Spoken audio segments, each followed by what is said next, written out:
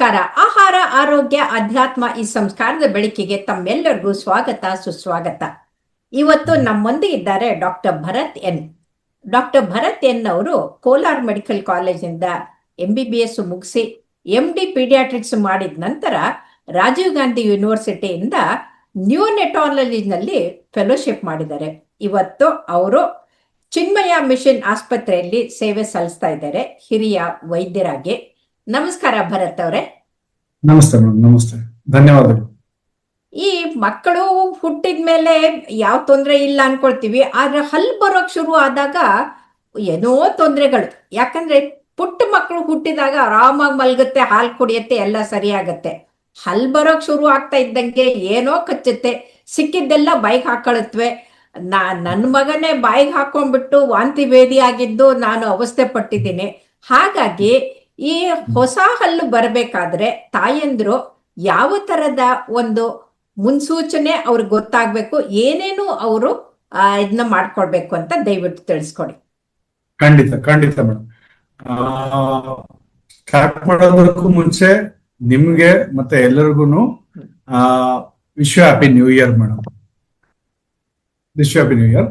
And correct, ನೀವ್ ಹೇಳ್ದಂಗೆ ಒಂದು ಟೀತ್ ಅಂತ ಬಂದಾಗ ಹಲ್ಲುಗಳು ಬರೋ ಟೈಮ್ ಅಲ್ಲಿ ಕೆಲವೊಂದಷ್ಟು ತೊಂದರೆಗಳು ಕಾಣಿಸ್ತವೆ. ಯೂಶುವಲ್ ಆಗಿ ಕಾಣಿಸುವಂತದ್ದು. ಈಗ ಒಂದು ಮಗುಗೆ ಹಲ್ಲು ಬರ್ತಾ ಇದೆ ಅಂದ್ರೆ ಏನ್ ಕಾಣಿಸ್ಕೊಡುತ್ತೆ ಅಂತ ನಾವು ತಿಳ್ಕೊಬೇಕಾಗತ್ತೆ. ಒಂದು ಮಗು ಸ್ವಲ್ಪ ಫಸ್ಸಿನೆಸ್ ಅಂತ ಹೇಳ್ತಾರೆ, ಅಂದ್ರೆ ಸ್ವಲ್ಪ ಹಠ ಮಾಡಕ್ ಶುರು ಮಾಡುತ್ತೆ ಅಂಡ್ ಜೊಲ್ ಸುರ್ಸಕ್ ಸ್ಟಾರ್ಟ್ ಮಾಡುತ್ತೆ. ನಾವ್ ನೋಡಿದ್ರೆ ಒಂದ್ ಸೈಡ್ ಇಲ್ಲ ಎರಡು ಸೈಡ್ ಜೊಲ್ ಸುರ್ಸಕ್ ಸ್ಟಾರ್ಟ್ ಮಾಡುತ್ತೆ. ಅಂಡ್ ಅಕೇಶನಲಿ ಒಂದ್ ಟೈಮ್ ಇದರಿಂದ ಒಂದ್ ಸ್ವಲ್ಪ ಮೈಲ್ಡ್ ಆಗಿ ಮಗು ಬೆಚ್ಚಿಗೆ ಅನಿಸ್ಬೋದು ಅಂತ ಹೇಳ್ತಾರೆ. ಜ್ವರ ಬಂದಂಗಾಗತ್ತೆ, ಬಟ್ ಜ್ವರ ಅಲ್ಲ, ಆತರ ಆಗುತ್ತೆ. ಅಲ್ಲಿ ಕಡಿಯೋದು ಅಂದ್ರೆ ಬರ್ತಾ ಇರೋ ಟೈಮಲ್ಲಿ ಆ ನೋವನ್ನ ತಡಿಯಕ್ಕಾಗದೆ ಹಿಂಗೆ ಕಚ್ಚೋದು, ಆತರ ಎಲ್ಲ ಮಾಡ್ತಾ ಇರ್ತಾರೆ. ಸಿಕ್ಕಿದ್ನೆಲ್ಲ ತಗೊಂಡ್ ಬಾಯಿಗೆ ಹಾಕೊಂಡು ಕಚ್ಚೋಕ್ ಶುರು ಮಾಡತ್ವೆ. ಇನ್ಫ್ಯಾಕ್ಟ್ ಕೆಲವೊಂದು ತಾಯಂದರು ಫೀಡಿಂಗ್ ಮಾಡುವಾಗ ಅಲ್ಲೂ ಕಚ್ಚುತ್ತವೆ. ಹೌದು ಕಚ್ಚುತ್ತೆ. ಆ ಕಚ್ಚಿದ್ದು ರಕ್ತನೂ ಬರೋಂಗ್ ಕಚ್ಚುತ್ತೆ ಅಂತ ಹೇಳ್ತಾರೆ. ಇವೆಲ್ಲಾನು ಅಷ್ಟೇ ಟೀಥಿಂಗ್ ಅಲ್ಲೂ ಬರ್ತಾ ಇದೆ ಅಂತ ಲಕ್ಷಣಗಳು. ಸೊ ಇದ್ರಲ್ಲೂ ಅಷ್ಟೇ ಕೆಲವೊಂದು ಮಿತ್ಸ್ ಅಂತ, ಅಂದ್ರೆ ನಂಬಿಕೆಗಳು ಅಂತ ಹೇಳ್ತಾರೆ. ಅಂದ್ರೆ ತುಂಬಾ ಹೈ ಗ್ರೇಡ್ ಫೀವರ್ ಬಂದ್ರು ಅಷ್ಟೇ ಅಲ್ಲಿ ಬರ್ತಾ ಇದೆ ಅನ್ಕೊಳ್ಳೋದು. ಲೂಸ್ ಮೋಷನ್ ಆಯ್ತು ಅಂದ್ರೆ ಇಲ್ಲ ಅಲ್ಲಿ ಬರ್ತಾ ಇದೆ ಅದಕ್ಕೆ ಲೂಸ್ ಮೋಷನ್ ಆಗ್ತಾ ಇದೆ ಅಂತ ಅನ್ಕೊಳ್ಳೋದು, ಅಲ್ಲಿ ಬರ್ತಾ ಇರೋದ್ರಿಂದ ಅಂತ ಅನ್ಕೊಳ್ಳೋದು. ಇದೆಲ್ಲಾನು ಸ್ವಲ್ಪ ನಂಬಿಕೆಗಳು, ನಮ್ಮ ನಂಬಿಕೆಗಳಾಗಿರ್ತವೆ, ತಪ್ಪು ಕಲ್ಪನೆಗಳಾಗಿರ್ತವೆ. ಸೊ ಬರೀ ಈ ತರದ್ದು ಸಿಂಪ್ಟಮ್ಸ್ ನಾವು ನೋಡ್ಕೊಂಡು ಓಕೆ ಅಲ್ಲಿ ಬರ್ತಾ ಇದೆ ಅಂತ ನಾವು ಅರ್ಥ ಮಾಡ್ಕೋಬೇಕು. ಈ ಡಿಸ್ಕಂಫರ್ಟ್, ಈ ಪೇನ್ ಅಂತ ಏನ್ ಹೇಳ್ತಾರೆ, ಈ ಅಲ್ಲಿ ಬರೋ ಟೈಮ್ ಅಲ್ಲಿ ಇದನ್ನ ಹೆಂಗ್ ಮ್ಯಾನೇಜ್ ಮಾಡ್ಬೋದು ಅಂದ್ರೆ ಮನೆಯಲ್ಲಿ ಏನಾದ್ರು ಮ್ಯಾನೇಜ್ ಮಾಡ್ಬೋದು.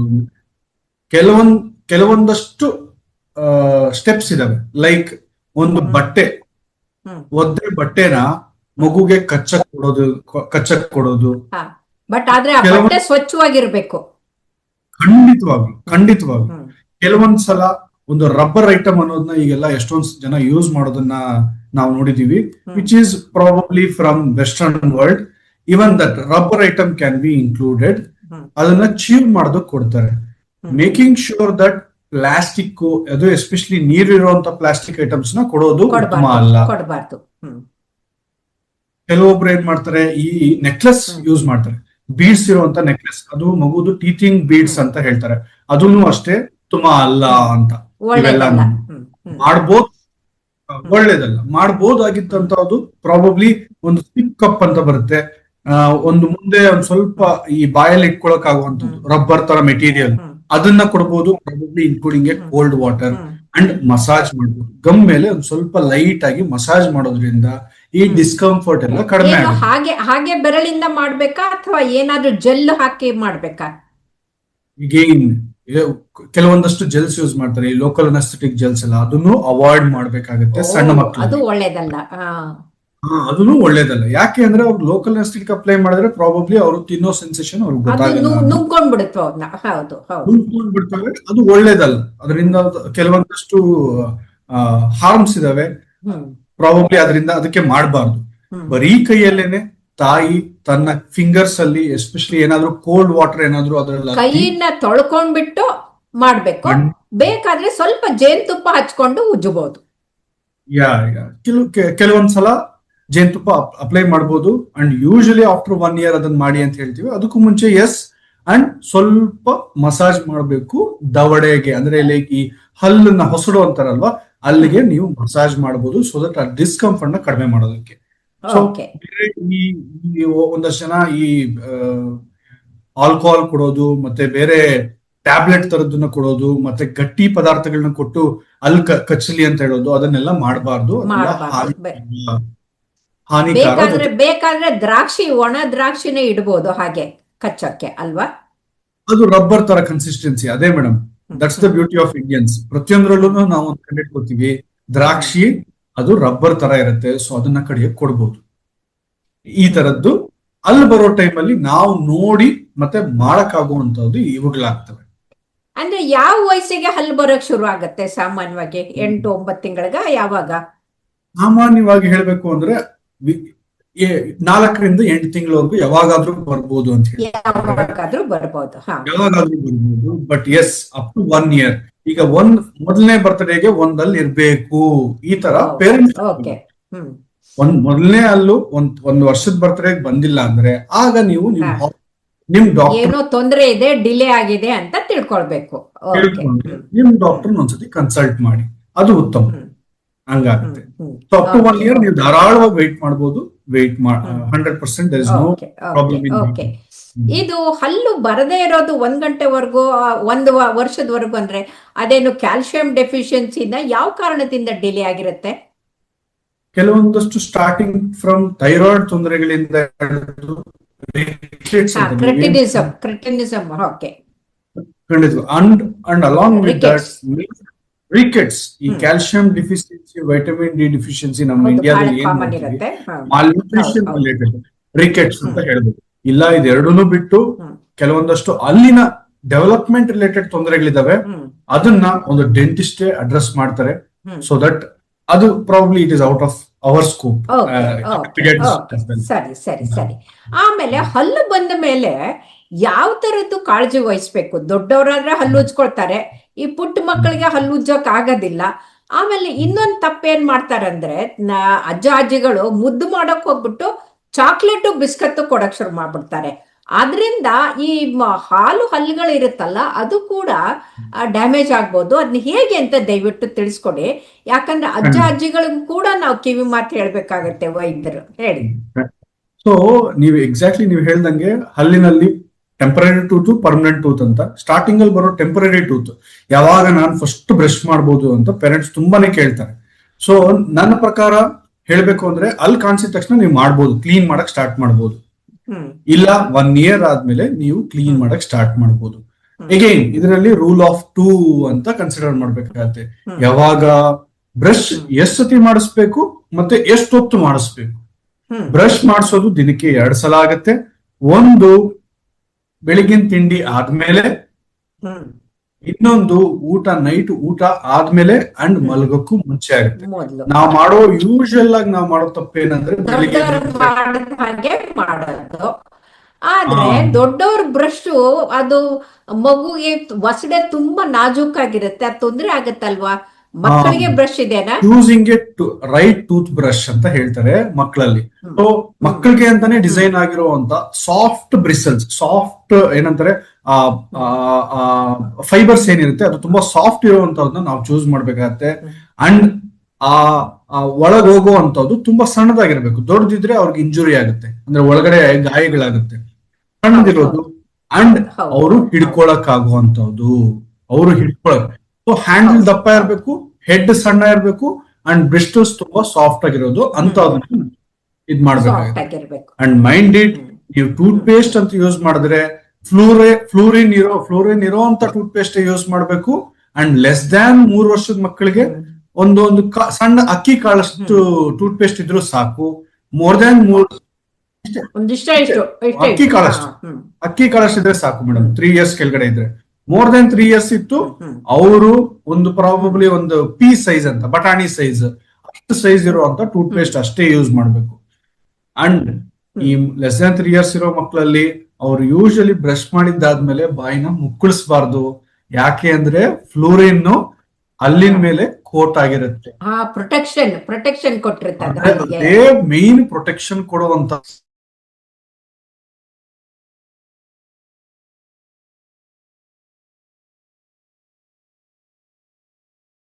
ಅದು ಪ್ರೊಟೆಕ್ಷನ್ ಕೊಡಲ್ಲ, ಸೊ ಹಂಗಾಗುತ್ತೆ. ಅದೇ ಮೋರ್ ದನ್ 3 years ಮಕ್ಕಳಲ್ಲಿ ಅವರು ಆ ಟೂತ್ ಪೇಸ್ಟ್ ಎಕ್ಸೆಸ್ ಇರುತ್ತೆ, ಅವ್ರು ಅದನ್ನ ಮುಗಿದ್ದು ಬಾಯ್ ಎಲ್ಲ ಒರೆಸ್ಕೋಬಹುದು, ಅವ್ರು ಸಹ ರಿನ್ಸ್ ಮಾಡಬಾರ್ದಾಗುತ್ತೆ, ಬಾಯಿನ ತೊಳಿಬಾರ್ದು, ಆತರ ಆಗುತ್ತೆ. ಇನ್ನ 3 ವರ್ಷದವರೆಗೂ ಹೇಳಿದ್ರೆ 3 ವರ್ಷದಿಂದ ಮುಂದೆ ಪರ್ಮನೆಂಟ್ ಟೀತ್ ಬರೋವರೆಗೂ ಆ ಮಕ್ಕಳು ಯಾವ ತರದ ಪ್ರೊಟೆಕ್ಷನ್ ತಗೊಳ್ಬೇಕು, ಯಾವ ಆಹಾರವನ್ನ ತಿನ್ಬಾರ್ದು, ಯಾವ್ದನ್ನ ತಗೊಳ್ಬೇಕು ಅಂತ ದಯವಿಟ್ಟು ತಿಳಿಸಿ. ಕೆಲವೊಂದಷ್ಟು ಆಹಾರಗಳು ಲೈಕ್ ಎಸ್ಪೆಷಲಿ ಈ ಶುಗರ್, ಜಾಸ್ತಿ ಶುಗರ್ ಇರುವಂತ ಫುಡ್ಸ್, ಸಿರಪ್ಗಳು, ಈ ಕಾರ್ಬೋನೇಟೆಡ್ ಡ್ರಿಂಕ್ಸ್ ಅಂತ ಏನ್ ಹೇಳ್ತಾರೆ, ಲೈಕ್ ಈ ಸೋಡಾ ಆಗಿರ್ಬೋದು, ಕೋಕೋ ಕೋಲಾ, ಪೆಪ್ಸಿಗಳು, ಅವೆಲ್ಲ ಅದನ್ನೆಲ್ಲನೂ ಸ್ವಲ್ಪ ಅವಾಯ್ಡ್ ಮಾಡ್ಕೋಬೇಕಾಗತ್ತೆ. And again parents should practice A good oral hygiene.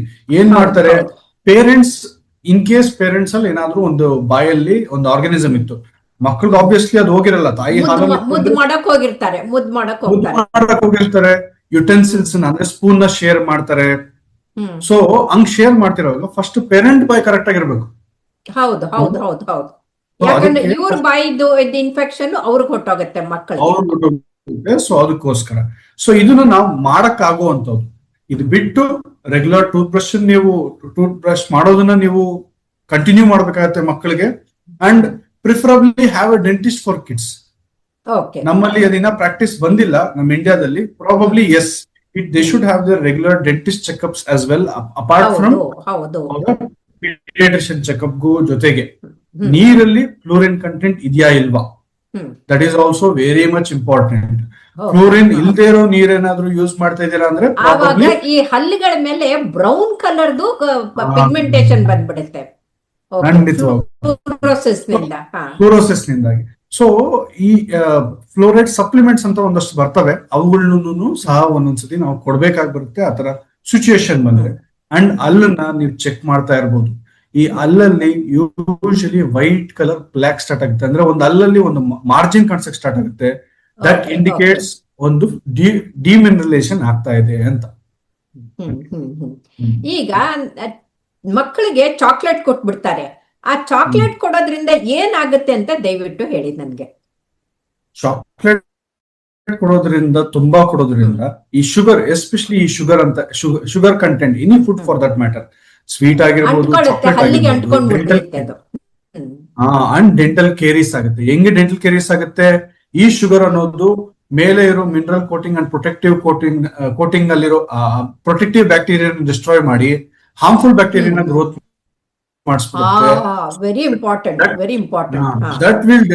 ಅದು ಅಲ್ಲನ್ನ ಹಾಳು ಮಾಡ್ಬಿಡುತ್ತೆ. ಅದರಿಂದಾಗಿ ಶುಗರ್ ಹಾಕ್ಬಿಟ್ಟು ಎಲ್ಲ ಹಲ್ಲುಗಳೆಲ್ಲ ಹುಳುಕಾಗಿರೋದನ್ನ ನಾನ್ ಮಕ್ಕಳು ನೋಡಿದ್ದೀನಿ. ಯಾಕಂದ್ರೆ ತುಂಬಾ ಚಾಕ್ಲೇಟ್ ಅನ್ನ ಕೊಡ್ತಾರೆ. ಹೌದು ಮೇಡಮ್. ಸೊ ಇವುಗಳನ್ನ ಅವಾಯ್ಡ್ ಮಾಡ್ಕೊಳ್ಳೋದು ಆದಷ್ಟು ಒಳ್ಳೇದು. ಆಮೇಲೆ ಬಿಸ್ಕತ್ ಕೊಡ್ತಾರಲ್ಲ ಮಕ್ಕಳು, ಒಂಚೂರು ರೊಚ್ಚಿದ ತಕ್ಷಣ ಒಂದು ಬಿಸ್ಕತ್ ಕೊಡ್ತಾ ಇದ್ದಾರೆ. ಮೊದ್ಲಾದ್ರೆ ಉಂಡೆ ಕೊಡ್ತಾ ಇದ್ರು, ಇನ್ನೇನಾದ್ರೂ ಕೊಡ್ತಾ ಇದ್ರು, ಆದ್ರೆ ಈಗ ಬಿಸ್ಕೆಟ್ ಕೊಡಕ್ ಶುರು ಮಾಡ್ಬಿಟ್ಟಿದ್ದಾರೆ. ಅದರಿಂದ ಏನಾಗತ್ತೆ? ನಾವು ಬಿಸ್ಕೆಟ್ ಅಂತ ಯಾವಾಗ ಹೇಳ್ತೀವಿ, ಆ ಬಿಸ್ಕೆಟ್ ಅಲ್ಲೂ ಆಡೆಡ್ ಶುಗರ್ಸ್ ಇರುತ್ತೆ. ಈಗ ಇರೋ ಬಿಸ್ಕೆಟ್ ಮತ್ತೆ ಮೈದಾ ಇರುತ್ತೆ, ಟ್ರಾನ್ಸ್ ಫ್ಯಾಟ್ಸ್ ಇರುತ್ತೆ, ಮತ್ತೆ ಸಕ್ಕರೆ ಇರುತ್ತೆ. ಅದು ಹೋಗಿ ನಮ್ಮ ಹಲ್ಲುಗಳನ್ನ ಅಂಟ್ಕೊಂಡು ಹಾರ್ಮ್ಫುಲ್ ಬ್ಯಾಕ್ಟೀರಿಯಾ ಗ್ರೋತ್ ಆಯ್ತು. ಅಗೇನ್ ಇದೇ ತರ ನಮ್ಗೆ ಹಲ್ಲು ಹುಡುಕೋದನ್ನು ಸ್ಟಾರ್ಟ್ ಆಗ್ಬಿಡುತ್ತೆ. ಅಂದ್ರೆ ಸ್ಟಾರ್ಟಿಂಗ್ ಅಲ್ಲೇನೆ ಹಲ್ಲು ಹುಡುಕ್ ಸ್ಟಾರ್ಟ್ ಆಯ್ತು, ಇಟ್ ವಿಲ್ ಕಂಟಿನ್ಯೂ ಇಂಟು ಅವ್ರು ದೊಡ್ಡವರಾಗೋರ್ಗು ಅದು ಕಂಟಿನ್ಯೂ ಆಗುತ್ತೆ. ಅಂಡ್ ನೆಕ್ಸ್ಟ್ ಕ್ಯಾವಿಟೀಸ್ ಆಗೋದು, ಆತರ ಎಲ್ಲಾನು ಪ್ರಾಬ್ಲಮ್ಸ್ ಕಾಣಿಸುತ್ತೆ. ಆಮೇಲೆ ಮಕ್ಕಳಿಗೆ ಯಾವ ತರದ ಆಹಾರ ಕೊಟ್ರೆ ಹಲ್ಲು ಗಟ್ಟಿಯಾಗಿರುತ್ತೆ, ಚೆನ್ನಾಗಿರುತ್ತೆ? ಈ ತರ ಅವಾಯ್ಡ್ ಮಾಡ್ಬೇಕು ಅಂತ ಹೇಳ್ದಂಗೆನೆ ಪ್ರಾಬಬ್ಲಿ ತುಂಬಾ ಅಸಿಡಿಕ್ ಫ್ರೂಟ್ಸ್ ಅಂತ ಹೇಳ್ತಾರೆ, ಅದು ಒಂದೊಂದ್ಸತಿ ಒಳ್ಳೇದಲ್ಲ. ತುಂಬಾ ನಾನು ಶುಗರ್ ಕೇನ್ ಕೊಡ್ತಾ ಇರ್ತೀನಿ, ಆಯ್ತು ನಾನು ಶುಗರ್ ಕೊಡಲ್ಲ ಬಟ್ ಶುಗರ್ ಕೇನ್ ಕೊಡ್ತೀನಿ, ಅದೂ ಒಳ್ಳೇದಲ್ಲ. ಒಳ್ಳೇದ್ ಯಾವ್ದು? ಕ್ಯಾಲ್ಸಿಯಂ ಇರುವಂತ ಫುಡ್ಸ್ ಲೈಕ್ ರಾಗಿ ಆಗಿರ್ಬೋದು, ಹಾಲು ಆಗಿರ್ಬೋದು, ಬೆಳ್ಳಗೆ ಯಾವ ಆಹಾರಗಳು ಬೆಳ್ಳಗಿದಾವೆ, ಅವೆಲ್ಲಾನು ಕ್ಯಾಲ್ಸಿಯಂ ರಿಚ್ ಆಗಿರ್ತವೆ. ಅದನ್ನ ನಾವು ಖಂಡಿತವಾಗ್ಲೂ ಸಕ್ಕರೆ ಉಪ್ಪು ಬಿಟ್ಟು ಸಕ್ಕರೆ ಅವು ಬೆಳ್ಳಗಿದೆ. ಹೌದು, ಅವು ಬೆಳ್ಳಗಿದೆ, ಬಟ್ ಅದು ಇದ್ರಲ್ಲಿ ಬರಲ್ಲ. ಓಕೆ. ಅಂಡ್ ಹಾಲಲ್ಲಿ ಏನಂದ್ರೆ ಮೇಡಮ್, ಅಂದ್ರೆ ನಾವ್ ಹೇಳ್ತೀವಿ ನಾವು ಹಾಲು ಕೊಟ್ರೆ ಇದು ಒಳ್ಳೇದು ಅಂತ. ಖಂಡಿತ ಹಾಲು ಕೊಟ್ರೆ ಒಳ್ಳೇದು, ಬಟ್ ಕೆಲವೊಂದು ತಂದೆ ತಾಯಿಗಳು ಏನ್ ಮಾಡ್ತಾರೆ, ಹಸು ಹಾಲು ಕೊಡ್ಬೇಕು, ಅದು ದೇಶಿ ಹಸು. ಅವ್ರು ಏನ್ ಮಾಡ್ತಾರೆ, ಬಾಟಲ್ ಅಲ್ಲಿ ಹಾಕ್ಬಿಟ್ಬಿಡ್ತಾರೆ. ಬಾಟಲ್ ಅಲ್ಲಿ ಹಾಕಿ ಅವರು ನಿದ್ದೆ ಮಾಡುವಾಗ ಹಂಗೆ ಬಾಟ್ಲ್ ಇಟ್ಕೊಂಡು ಹಂಗೇ ನಿದ್ದೆ ಮಾಡ್ಬಿಡ್ತಾರೆ. That is also harmful. ಅದು ಒಳ್ಳೇದಲ್ಲ. ಅದರಿಂದಾನು ಈ ತರ ಡೆಂಟಲ್ ಕೇರಿಸ್ ಆಗುತ್ತೆ. ಸೊ ಹಾಲು ಕೊಡೋದು ಯಾವ ತರ ಕೊಡ್ತೀರಾ ಅನ್ನೋದ್ರ ಮೇಲೆ ಡಿಪೆಂಡ್ ಆಗುತ್ತೆ. ನೀವು ಅದನ್ನೇ ಹಂಗೆ ಬಾಟ್ಲ್ ಅಲ್ಲೇ ಬಿಟ್ಬಿಟ್ರೆ ಹಲ್ಲು ಹಾಳಾಗುತ್ತೆ. Okay okay okay. ಅಂದ್ರೆ ಇದು ಹಾಲು ಕ್ಯಾಲ್ಸಿಯಂ ಕೊಡುತ್ತೆ, ಹಲ್ಲು ಗಟ್ಟಿ ಆಗುತ್ತೆ, ರೈಬೋಫ್ಲೋವಿನ್ ಇರುತ್ತೆ, ಬಿ ಕಾಂಪ್ಲೆಕ್ಸ್ ಇರುತ್ತೆ, ಎಲ್ಲ ಇರುತ್ತೆ. ಆದ್ರೆ ಹಾಗೇ ಕೊಟ್ಟು ಮಲ್ಗಕ್ ಬಿಟ್ಬಿಟ್ರೆ, ಬಾಯಲ್ಲಿ ಹಾಲು ಉಳ್ಕೊಂಡ್ಬಿಟ್ರೆ ಅದು ಕೂಡ ಒಂಥರ ಲ್ಯಾಕ್ಟೋಸ್ ತರ ವರ್ಕ್ ಆಗಿ ಹುಳುಕ್ ಮಾಡುತ್ತೆ ಅಂತ ಹೇಳ್ತಾ ಇದ್ದೀರಿ. ಹಲ್ಲು ಹುಳುಕು ಮಾಡುತ್ತೆ. ಇನ್ ಕೇಸ್ ನೈಟ್ ಮಲ್ಗುವಾಗ ಆತರ ಅಭ್ಯಾಸ ನೈಟ್ ಮಲ್ಗುವಾಗ ಆತರ ಬಾಯಲ್ಲಿ ಬಾಟ್ಲ್ ಇಟ್ಟು ಮಲ್ಗಿಸ್ಬಾರ್ದು ಅಂತ ಬಹಳ ಉತ್ತಮವಾದಂತ ಸಲಹೆಯನ್ನ ಕೊಟ್ರಿ. ಆಮೇಲೆ ಇನ್ನ ತಾಯಂದ್ರು ಹಲ್ಲು ಹುಳುಕಾಗಿದೆ ಅಂದ ತಕ್ಷಣ ಅವ್ರು ಏನ್ ಮಾಡ್ಬೇಕು? ನೋಡಿದ ತಕ್ಷಣ ಗೊತ್ತಾಗತ್ತಲ್ಲ. ಖಂಡಿತವಾಗ್ಲು ಅದು ಯೂಶಲಿ ನಾವ್ ಅನ್ಕೊಳ್ಳೋದೇನಂದ್ರೆ ಕಪ್ಪಾದವಾಗ ಹುಳುಕು ಅಂತ, ಬಟ್ ಅದಲ್ಲ. ನೋಡಿ, ಅಲ್ಲಲ್ಲಿ ಒಂದು ಲೈನ್ ತರ ಕಾಣ್ತಾ ಇದೆ ಅಂದ್ರೆ ಆಗ್ಲೇನೆ ನಾನು ಅರ್ಥ ಮಾಡ್ಕೋಬೇಕು ಹಲ್ಲು ಹುಳುಕು ಸ್ಟಾರ್ಟ್ ಆಗಿದೆ ಅಂತ. ಪೇನ್ ಸ್ಟಾರ್ಟ್ ಆಗುತ್ತೆ. ಅದಕ್ಕೆ ಏನಾದ್ರೂ ನೀವು ಮನೇಲಿ ಏನಾದ್ರೂ ಮಾಡ್ಬೋದಾ? ಫಸ್ಟ್ ಹೇಳ್ದಂಗೆ ಏನೇನ್ ಅವಾಯ್ಡ್ ಮಾಡ್ಬೇಕು ಅದನ್ನೆಲ್ಲ ಅವಾಯ್ಡ್ ಮಾಡಿ, ಸ್ವಲ್ಪ ಐಸ್ ಕ್ಯೂಬ್ ಇಡ್ಬೋದು ಆ ಪೇನ್ ಅಂಡ್ ಡಿಸ್ಕಂಫರ್ಟ್ ನ ಸ್ವಲ್ಪ ಕಡಿಮೆ ಮಾಡೋದಕ್ಕೆ. And take them to nearby dentist ನ ಸಲಹೆ ಬೇಕಾಗುತ್ತೆ. ಯಾಕೆಂದ್ರೆ ಅದ್ರ ಮೇಲಿನ ಒಂದು ಪದರ ಹೋಗಿರುತ್ತೆ, ಅದನ್ನ ಅವರು they have to address that. ಈಗ ಫೈನಲ್ ಆಗಿ ಭರತ್ ಅವರೇ, ನಿಮ್ಗೆ ರಾಪಿಡ್ ಫೈರ್ ಕ್ವಶನ್ ಗಳನ್ನ ಕೇಳ್ತೀನಿ. ಎಸ್ ಆರ್ ನೋ, ಒಳ್ಳೇದು ಕೆಟ್ಟದ್ದು ಅಂತ ಹೇಳ್ಬಿಡಿ. ಚಾಕ್ಲೇಟು ಒಳ್ಳೇದಲ್ಲ. ಎಸ್ ಆರ್ ನೋ ಏನು ಬೇಡ. ಓಕೆ. ಕೋಕೋ ಕೋಲಾ, ಪೆಪ್ಸಿ ಒಳ್ಳೇದಲ್ಲ. It will cause dental caries. Again ಬಿಸ್ಕೆಟ್ಗಳು ಪ್ರಾಬಬ್ಲಿ ಯಾವ ತರ ಕೊಡ್ತಾ ಇದ್ದೀರಾ, ಯಾವ ಬಿಸ್ಕೆಟ್ ಕೊಡ್ತಾ ಇದ್ದೀರಾ, ಅಂಡ್ ಎಲ್ಲಾ ಬಿಸ್ಕೆಟ್ನು ಒಳ್ಳೇದಲ್ಲ. Okay okay. ಆಮೇಲೆ ಕೊಡ್ಬೇಕಾಗಿರೋದು ಹಾಲು, ಆಮೇಲೆ ಹಣ್ಣುಗಳು, ತರಕಾರಿಗಳು, ಒಳ್ಳೆ ಆಹಾರ. ತುಂಬಾ ತುಂಬಾ ಧನ್ಯವಾದಗಳು ಭರತ್ ಅವರೇ. ಇಷ್ಟು ಚೆನ್ನಾಗಿ ನೀವು ವಿವರಿಸಿದ್ದಕ್ಕೆ ಧನ್ಯವಾದಗಳು. ನಮಸ್ಕಾರ. Thank you.